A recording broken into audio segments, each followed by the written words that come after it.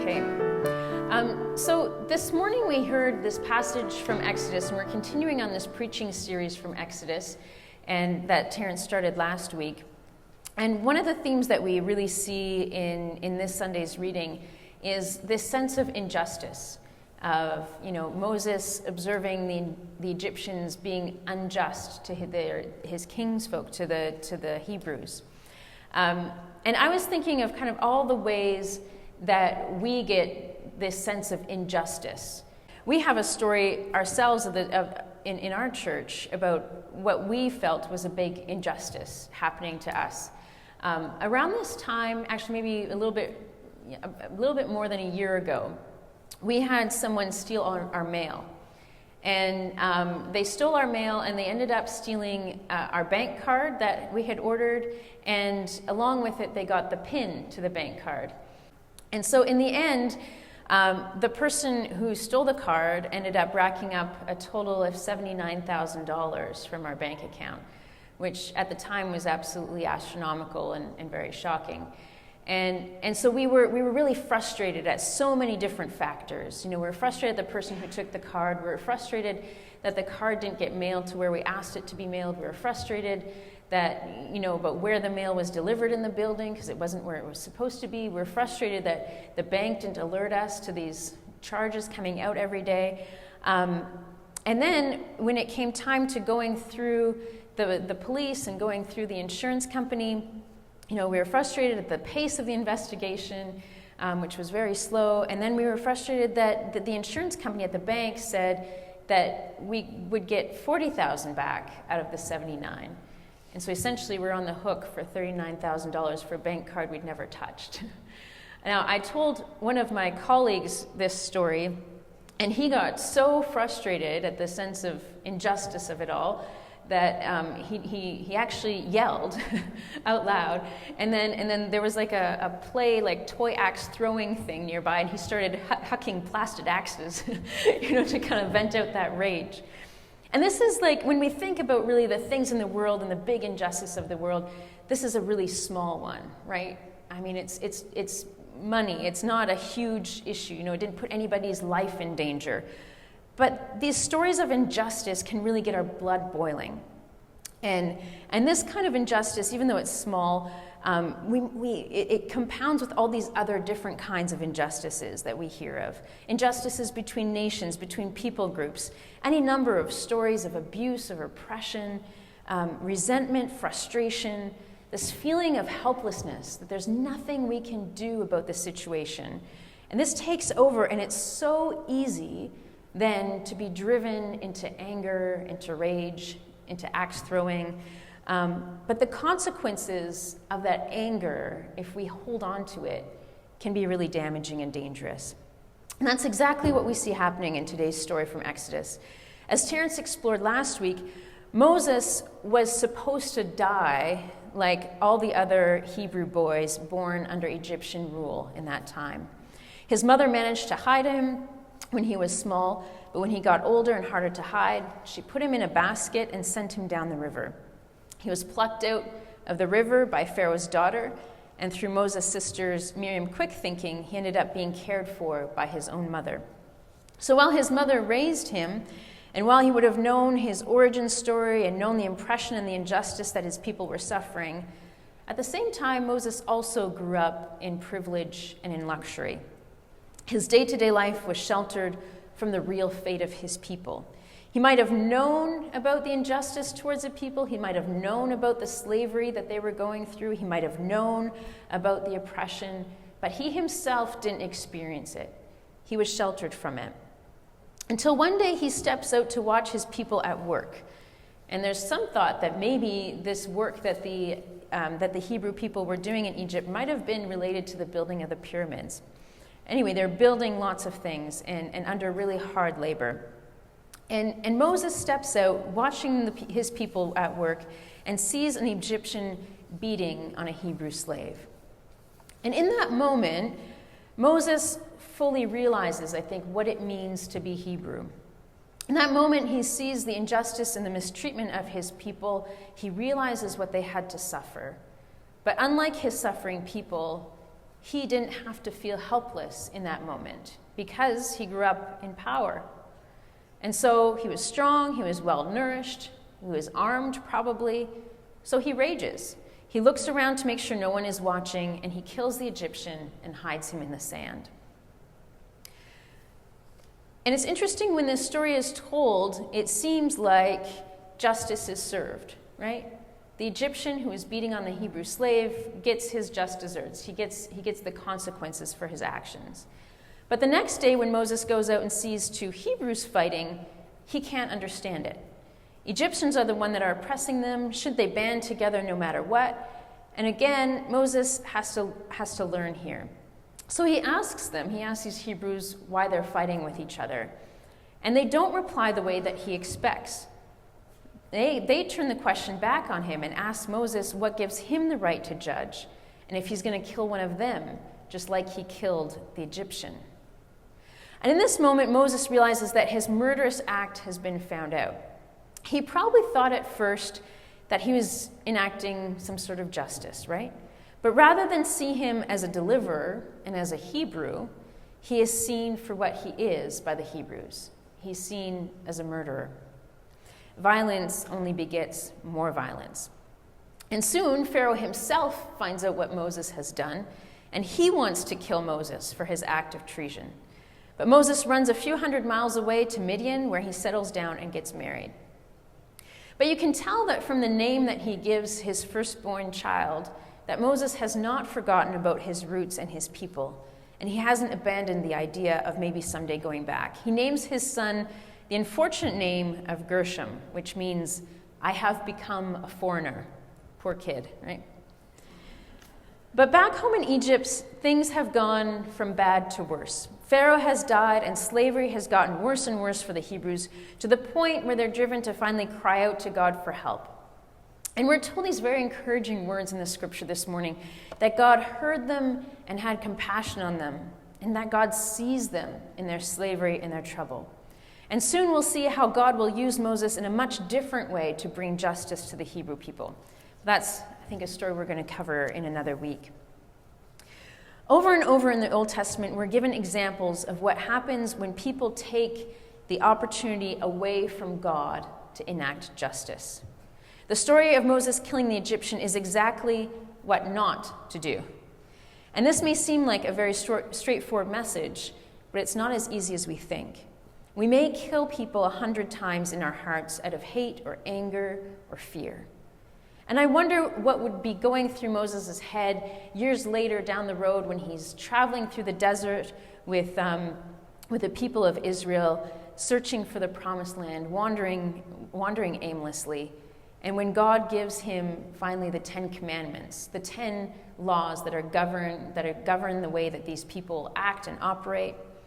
And I wonder what Moses thought when he looked down and saw the 6th commandment, thou shalt not kill, etched into the stone by God himself.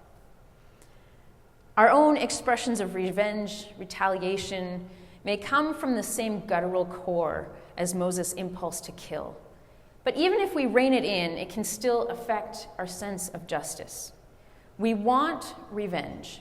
We want things to be put right in our own eyes. We want the culprits to pay for what they have done, right? Just think of all the stories and movies where the bad guys get their just desserts. Think of how good it makes us feel when that happens. Think of how good it made us feel when Canada won 3-2 in that hockey game, right? That's what it's about, that sense of justice being fulfilled. And I think we want these things because we want to have a sense that we can still control the outcome. But we have to ask ourselves, where does that leave God and his outcome? God will work with Moses, and he will give the Hebrew people the deliverance they deserve. But it does not all go the way they want it to. God is molding and shaping them through the story that will unfold. And the first lesson, like the first commandment, is to trust him, to have no other God but him, to want his will and not our own, even if that means that what we think of as justice doesn't happen when or how we want it to. Thomas Joseph White writes, we are tempted to restrict our understanding to the sphere of our physical world, our temporal state, and our created condition. But the purpose of the book of Exodus is to call the soul into a deeper union with God.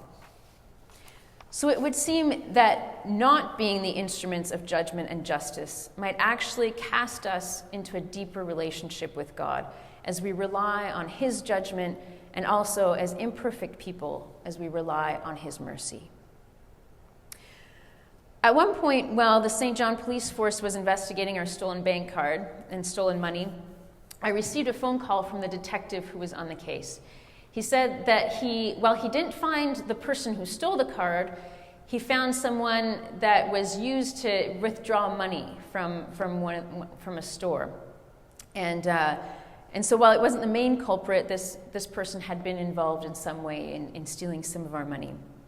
And so he'd arrested this person, interviewed him. This person, was very upset. They didn't know it was the church's card, and was very contrite and apologetic. But the thing is that one of the stipulations attached to the case is that anyone who would be found guilty would have to stay away from the church, and they wouldn't be able to come in or access our services. And so the detective called me because he said, "We know this person comes to your church a lot and receives a lot of help from you. Would you be willing to still let them come?" And so that was our decision to make. Do we let someone that we know has stolen money come back and access services from us? And so there's this moment where we had to decide, how do we deal with this? Now, I know the person quite well. I've seen some very shady and even nasty behavior coming from them, not to mention that I've questioned their involvement, as limited as they claim. And so here's my chance to enact justice, to say, no, do you know what? You're going to steal from us. You're going to get cut off from the benefits that we have to offer here. But I also knew how much this person needs Stone Church, how much they need the ongoing witness of Jesus in their lives. I know how much they need forgiveness and grace, because I don't think they get to experience that very much. So I waived the right to ban them, and every time I think about it since then, I feel that was the right decision to make. In fact, at one point, someone in this church, a volunteer in this church, was dealing with this individual, and they did something that was helpful, and the volunteer said to him, "You're a good man." And he started to cry, because I think that was the first time he heard that in a very, very long time. And so I still feel that's the right decision. It might not make us feel like, we caught the bad guy. We got what we deserve. They got what they deserved. But it feels like God's justice. It feels like we extended mercy because we're in need of mercy. And the interesting thing is that a couple weeks ago, I was following up on this case about the stolen bank card, and we had never received from the bank or the insurance company a reason why the rest of the money was not given back to us. And so I asked them, I made some phone calls. Some of them were perhaps a bit angry. And I got a call back from a gentleman from the insurance company. And after a conversation, he said, "Well, let me look into it." He called me again a few days later, and he said, "I've looked into it, and the police investigation is closed. They never found the person who did it, but they knew that it wasn't us stealing our own money." So that was good. And they said, "We don't see any reason why you can't have the rest of the money back." So by the end of that day, the $39,000 was back in our account. And which really was, to me, an absolute miracle, because it was almost a year after the fact, and we thought money was gone. But I think, again, that's God's justice, right? It's saying it might not come the way that you want it. It might not be in the form that you expect, but God provides his justice in the end. And I think that that's our comfort when we look out at the world and we think of all the injustices that we see, when we think of all the issues that are out there, to know that God will have his justice in the end. God's justice might not look like we want it to, but that's probably a good thing because we need that justice as well. And as we continue our journey through Exodus, our hope is that we're shaped by what God is teaching us and that we would be drawn into a deeper union with God. One of the things that I've been reading lately is a history of the Russian Mennonites. My family on my mother's side is Russian Mennonite, and they went through some really terrible times. There were peasant revolutions, there were attacks from the Red Army, there were, under the Soviet Union, there were arrests and many sent to the Gulag. There were people who had to immigrate to different countries. And they went through this terrible, terrible time. I read of how they would just fill up cattle cars full of people from different Mennonite villages and send them off to Siberia in 6 to 7 days trips with no food or water. And then they would just dump them on this landscape, wilderness landscape, and they would have to survive, make shelters for themselves, try to find food. Many of them learned what kind of roots to eat to survive, but many of them died. And I think about this family history and all the injustice that was crept up on it, and then later, just the ongoing persecution and oppression that this people group went through. But it's interesting to see that even through it all, many of them kept their faith and kept together and kept worshiping together. And they didn't look for a sense of vengeance or retribution on those who had done things to them. Instead, they saw in their suffering a reflection of Christ's suffering. And they looked to the end times, they looked to God's justice to rule in the end.